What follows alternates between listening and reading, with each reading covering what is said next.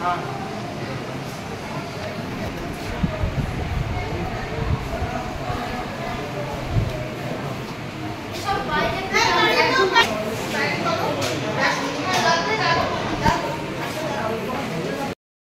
সমস্ত ভিত্তিহীন কথা।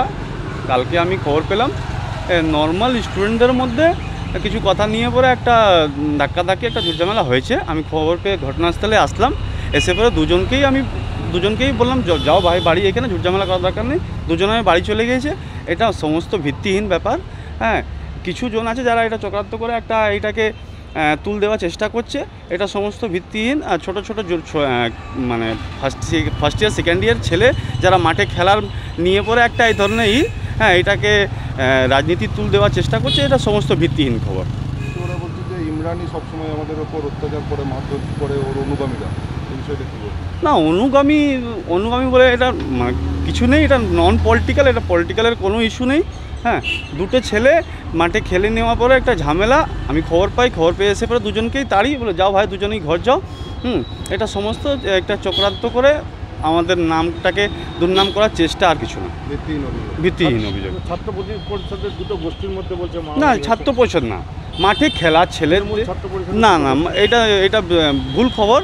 হ্যাঁ, চেষ্টা করছে, এটা বিরোধীর থেকে চেষ্টা হচ্ছে কি এটা পলিটিক্যাল একটা ইস্যু হোক, কিন্তু এটা পলিটিক্যাল ইস্যু না। এটা কলেজ মাঠে খেলা নিয়ে পরে ঝামেলা, দুটো আমি বল করব আমি ব্যাট করবো, এই ধরনের একটা ঝামেলা। থানায় অভিযোগ হয়েছে আপনার নামে? হ্যাঁ, এটা আমি শুনেছি। আমি তার নিয়ে আমার মতন করে আমি স্টেপ নেব। তো জানাবেন? হ্যাঁ, আমি উচ্চ নেতৃত্বকে অলরেডি এইটা বিষয়টা জানিয়ে দিয়েছি। হ্যাঁ, আর আমার যতটুকু স্টেপ নেব আমি সেটা নেব, লিগালি আমি স্টেপ নেব। ইমরান খান। না, আমি ছাত্র পরিষদে, আমি যুব কংগ্রেসে আমি দায়িত্ব পাচ্ছি। আমরা দেখুন এখন 3টি ছেলে ভর্তি আছে আমরা এই গ্রামের, ওরা মাইকেল কলেজের স্টুডেন্ট। তো আমরা খবরটা পেয়ে পরে এখন যাচ্ছি হসপিটালে ওদেরকে দেখতে, ওদের সাথে কথা বলবো। এখনও অবধি পুরো ঘটনাটা জানি না, কিন্তু ওদের যে অভিযোগগুলো আছে ওরা লিখিত আকারে কালকে থানায় কমপ্লেন করেছে। ওদের বাড়ির লোকেরা এসেছিল, আমরা জানতে পেরে এখন যাচ্ছি। তারপরে আমাদের যিনি জেলার সভাপতি আছে তৃণমূল ছাত্র পরিষদের, যেহেতু এই ছেলেগুলো অ্যাক্টিভলি তৃণমূল ছাত্র পরিষদটা দীর্ঘদিন ধরে করে, আমরা দেখেছি সবসময়। তো ওনাকে আমরা জানাচ্ছি জিনিসটা। আর সহসভাপতি যিনি তৃণমূল ছাত্র পরিষদের আছে উনি দুর্গাপুরের, ওনাকেও জিনিসটা জানানো হয়েছে। এবং আমরা আমাদের উচ্চ নেতৃত্ব যিনি আছেন ওনাকেও ঘটনাটা জানাবো, যাতে যেই ধরনভাবে চোট পেয়েছে। আর যতটা শুনলাম কি হয়েছিল ছেলের, যতটা শুনলাম যে একটা ওদের মধ্যে তর্কাতর্কি বা কিছু একটা হয়েছে, যার ফলে কিছুজন ছিল তারা ওকে আঘাত করেছে রড দিয়ে। তো একটা ছেলের অবস্থা একটু সিরিয়াস আছে, ওর কালকে থেকে মাথায় লাগার পর নাকি 2বার বমি করেছে এখনও অবধি। ওর সিটি স্ক্যানটা দিয়েছে, আমরা এখন ওকে নিয়ে যাচ্ছি সিটি স্ক্যানটা করানো। ইমরান খানের গোষ্ঠীর লোকজনেরা মারধর করেছে এমনটা শোনা যাচ্ছে।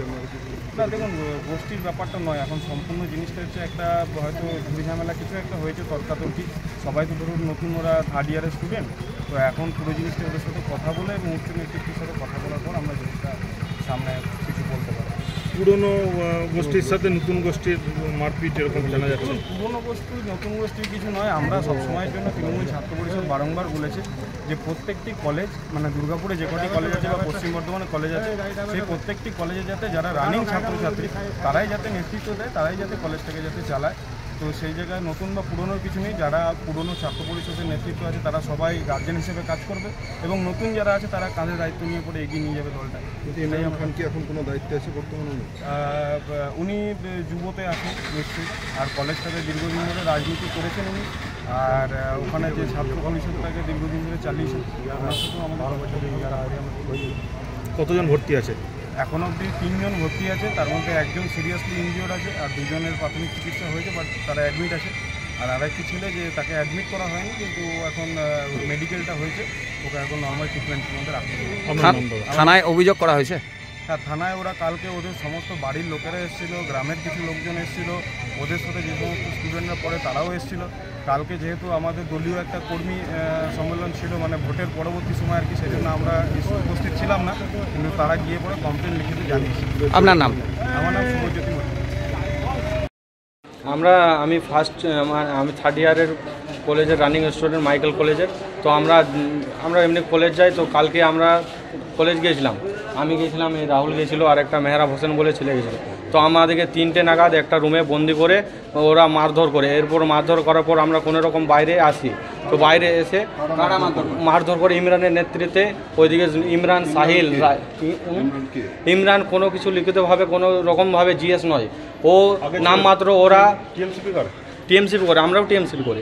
তো ওরা দীর্ঘদিন ধরে, ওরা 10-12 বছর ধরে ওরা এরকম মানে রাজত্ব করছে, মানে কোনো লিখিতভাবে কিছু নেই। আর আমরা বেরিয়ে পথে আমাদেরকে ভগৎ সিং মোড়ে মারে, আমাদের কলেজের গেটের সামনে মারধর করে, আমাদের এখানে মেরেছে, ঘুষি মেরেছে, চপ্পলে করে মেরেছে, পাথর ছুঁড়েছে, পেটে মেরেছে ওরা প্রতিবাদ করছে ওদের। আমাদের কলেজে অনেক রকমভাবে অন্যায় অনেক কিছু করছে, এমনকি মেয়েদের ভাবে টর্চার করে মেয়েদেরকে অনেক রকমভাবে। আমাদের কাছে সেরকম প্রুফও আছে। আর ইউনিয়ন হ্যাঁ আমরা প্রতিবাদ করি, এমনকি প্রিন্সিপাল স্যারকেও জানানো হয়েছিল। তো প্রিন্সিপাল স্যার জানার পরেও প্রিন্সিপাল স্যার এটাও বলেছিল যে আমি সবই জানি, তারপরেও কোনো কিছু উদ্যোগ নেওয়া হয়নি না। আর এমনকি পুলিশ প্রশাসনকেও বলেছিলাম, পুলিশ প্রশাসন এফআইআরও করেছিলাম, তো পুলিশ প্রশাসনও কোনো উদ্যোগ নেয়নি। এরপরে কালকে যখন করেছি, কালকে 4টে নাগাদ, আমরা 3টে নাগাদ হয়েছিল, তারপর 4টে নাগাদ যখন আমরা ঝামেলা করার পরে পুলিশের কাছে একটা এফআইআর কেস করি। তো এখনও পর্যন্ত কোনো পুলিশে ইনভেস্টিগেশন করেনি, এখনও পর্যন্ত কোনো উদ্যোগ নেয়নি। তোমরা কোন দল করো? আমরা টিএমসিপি করি, বরাবর টিএমসিপি করি, ওরাও টিএমসিপি করে। কিন্তু ওদের কোনো রানিং স্টুডেন্ট নেই, ওগুলো বহিরাগত ছেলে। ওরা কি তোমাদেরকে ঘিরে মেরেছে? হ্যাঁ, ঘিরে মেরেছে।